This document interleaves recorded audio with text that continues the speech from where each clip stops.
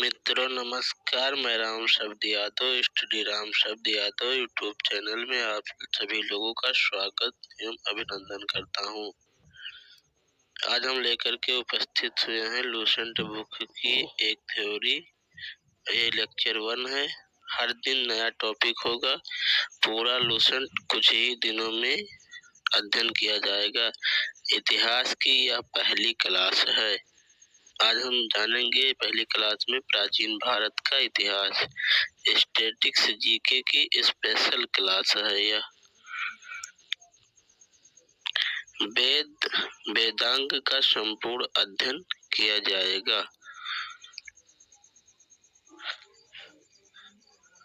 हमारे चैनल श्री राम शब्द Yadav YouTube channel को लाइक, शेयर एवं सब्सक्राइब कर दीजिए। धन्यवाद। शुरू करते हैं अपने इस क्लास को। भारत का इतिहास। उत्तर में हिमालय से लेकर दक्षिण में समुद्र तक फैला यह उपमहाद्वीप भारतवर्ष के नाम से ज्ञात है, जिसे महाकाव्य तथा पुराणों में भारतवर्ष अर्थात भारत का देश, यहाँ के निवासियों को भारतीय अर्थात भारत की संतान कहा गया है। यूनानियों ने भारत को इंडिया तथा मध्यकालीन मुस्लिम इतिहासकारों ने हिंद अथवा हिंदुस्तान के नाम से संबोधित किया है। भारतीय इतिहास को अध्ययन की सुविधा के लिए 3 भागों में बांटा गया है। पहला भाग है प्राचीन भारत, मध्यकालीन भारत, आधुनिक भारत। नंबर 1 प्राचीन भारत। प्राचीन भारतीय इतिहास के स्रोत।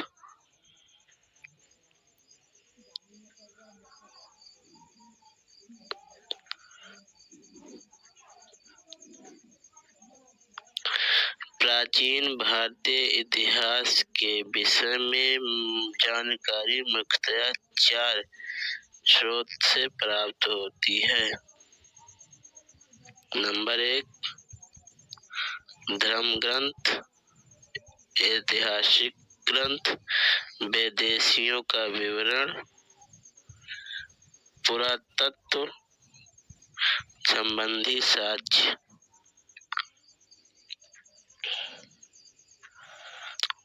भारत का सर्वप्राचीन धर्म वेद है, जिसके संकलनकर्ता महर्षि कृष्ण देवरायन वेदव्यास को माना जाता है। ऋग्वेद, यजुर्वेद, सामवेद एवं अथर्ववेद यह 4 वेद हैं। इनका उल्लेख धर्म ग्रंथ एवं ऐतिहासिक ग्रंथ से मिलने वाली महत्वपूर्ण जानकारी है।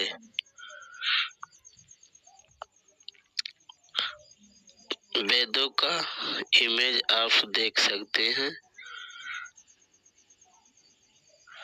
यह ऋग्वेद है, यजुर्वेद और सामवेद। नंबर 1 ऋग्वेद। ऋचाओं के क्रमबद्ध ज्ञान के संग्रह को ऋग्वेद कहा जाता है। इसमें 10 मंडल, 1028 सूक्त, वाल्मीकि पाठ हैं। 11 सूक्तों सहित एवं 10,462 ऋचाएं हैं। इस वेद के ऋचाओं को पढ़ने वाले ऋषि को होत कहा जाता है। वेद से आर्य के राजनीतिक प्रणाली की एवं इतिहास के बारे में जानकारी मिलती है। विश्वामित्र द्वारा रचित ऋग्वेद के 3 मंडल में सूर्य देवता गायत्री को समर्पित प्रसिद्ध गायत्री मंत्र है। इसके 9वें मंडल में सोम देवता का उल्लेख है। इसके 8वें मंडल की हस्तलिखित ऋचाओं को खील कहा जाता है।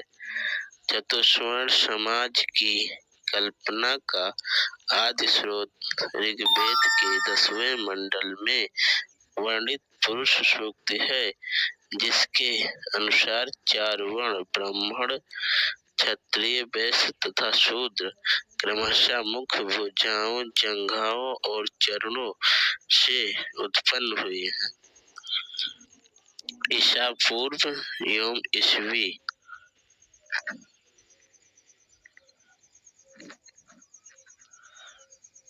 वर्तमान में प्रचलित ग्रेगोरियन कैलेंडर, ईसाई कैलेंडर, जूलियन कैलेंडर ईसाई धर्म गुरु ईसा मसीह के जन्म वर्ष पर आधारित है।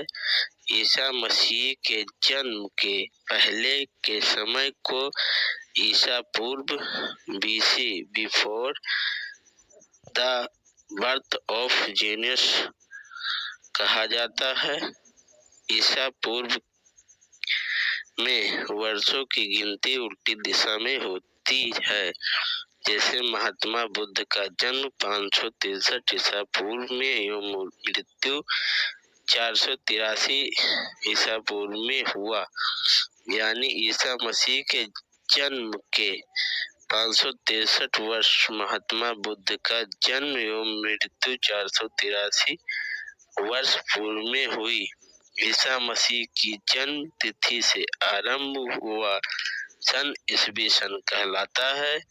इसके लिए संक्षेप में लिखा जाता है। बड़ी ई को लैटिन भाषा के शब्द एडी में भी लिखा जाता है। एडी यानी एनो डोमिनी, शाब्दिक अर्थ है in the year of lord. Vamana अवतार के 3 पगों के आख्यान का प्राचीनतम स्रोत ऋग्वेद है। ऋग्वेद में इंद्र के लिए 250 तथा अग्नि के लिए 200 ऋचाओं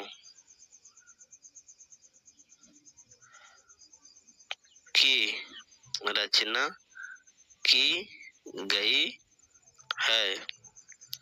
प्राचीन इतिहास के साधन के रूप में वैदिक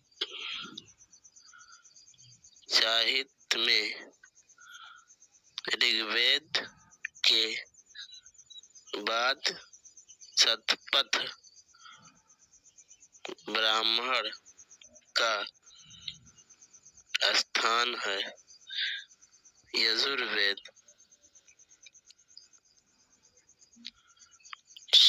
शाश्वत पाठ के लिए मंत्रों तथा बल के समय अनुपालन के लिए नियमों का संकलन यजुर्वेद कहलाता है। इसके पाठकर्ता को अध्वर्यु कहते हैं। यह एक ऐसा वेद है जो गद्य और पद्य दोनों में मिलता है। तीसरा है सामवेद। सामवेद यह गायी सकने वाली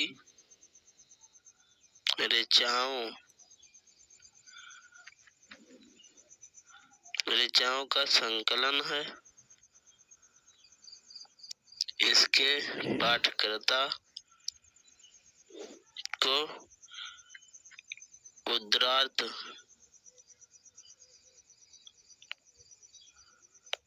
कहते हैं।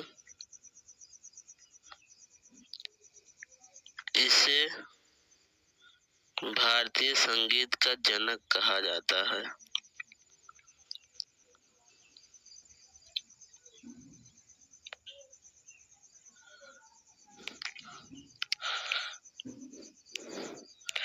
नंबर 4, अथर्ववेद।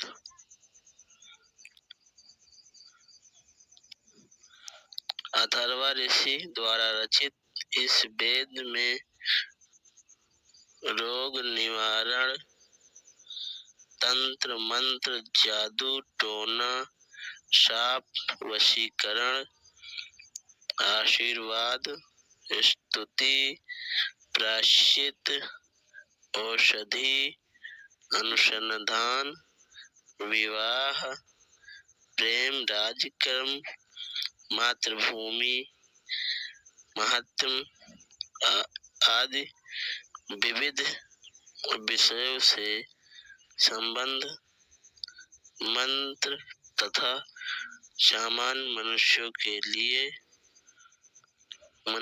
के विचार,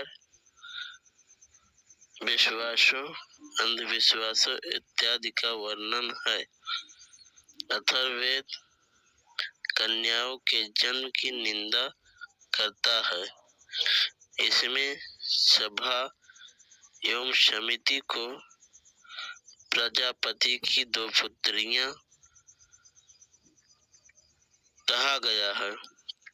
सबसे प्राचीन वेद ऋग्वेद है एवं सबसे बाद का वेद अथर्ववेद है। अथर्ववेद का इमेज आप देख सकते हैं।